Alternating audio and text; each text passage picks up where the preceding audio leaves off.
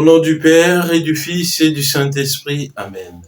Viens, Esprit de sainteté, viens, Esprit de lumière, viens, Esprit de feu, viens nous embraser. Évangile de Jésus-Christ selon saint Luc. En ce temps-là, pendant que Jésus parlait, un pharisien l'invita pour le repas de midi. Jésus entra chez lui et prit place.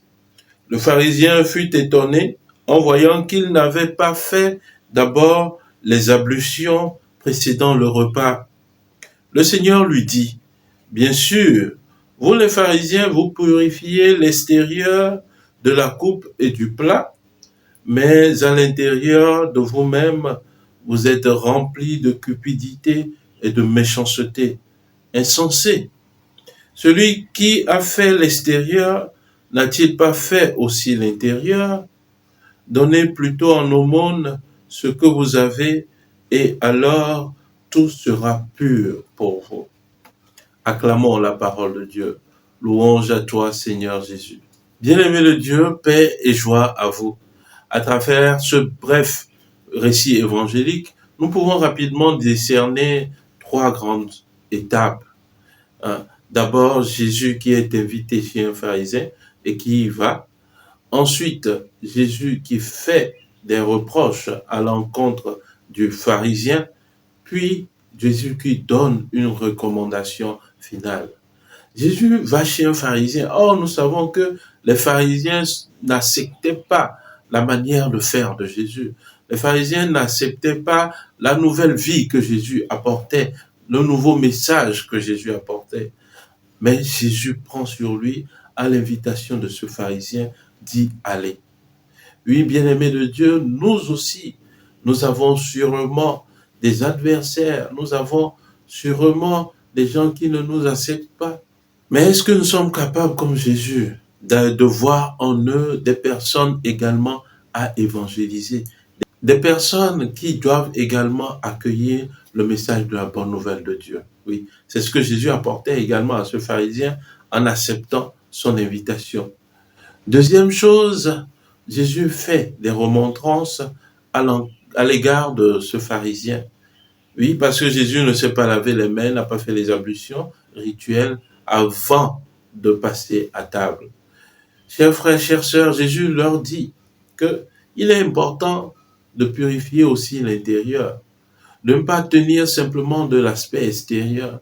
Le pharisianisme avait établi beaucoup de règles et à travers la pratique de ces règles, on perdait l'essentiel qui était Dieu lui-même. On s'habituait à respecter les règles, mais le cœur n'était pas attaché à Dieu.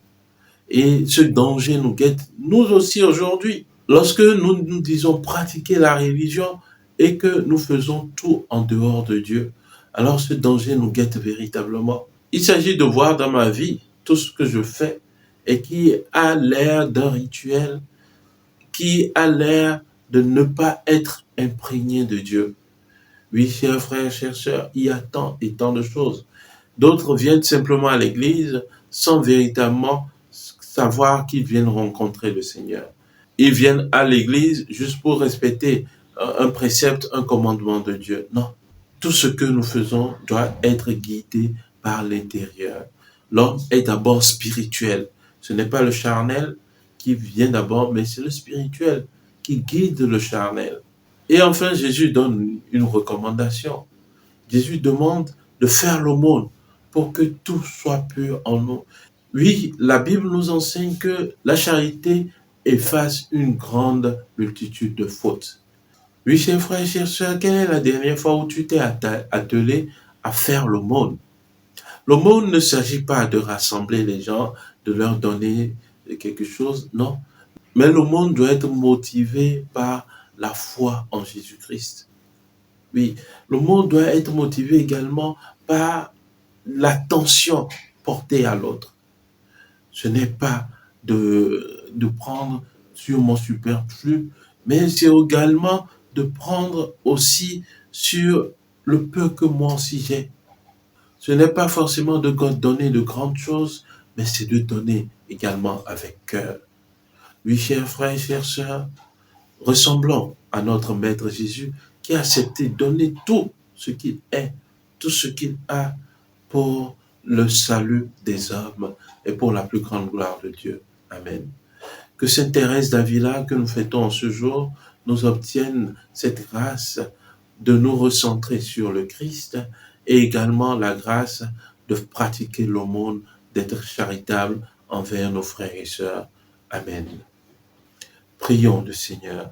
Dieu éternel et tout-puissant, toi qui as donné à Sainte Thérèse d'Avila ton Esprit Saint pour qu'il la guide tout au long de sa vie dans sa recherche de la sainteté, nous te prions de répandre ce même esprit sur chacun de nous tout au long de cette journée, afin que nous puissions nous purifier intérieurement et que tout cela puisse transparaître dans nos actes à travers une vie de plus en plus grande de charité et de foi.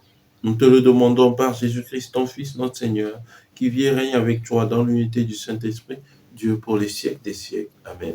Et que Dieu Tout-Puissant vous bénisse, le Père et le Fils et le Saint-Esprit. Amen. Excellente journée de prière et de travail. Que la bonté de Dieu vous accompagne. Amen.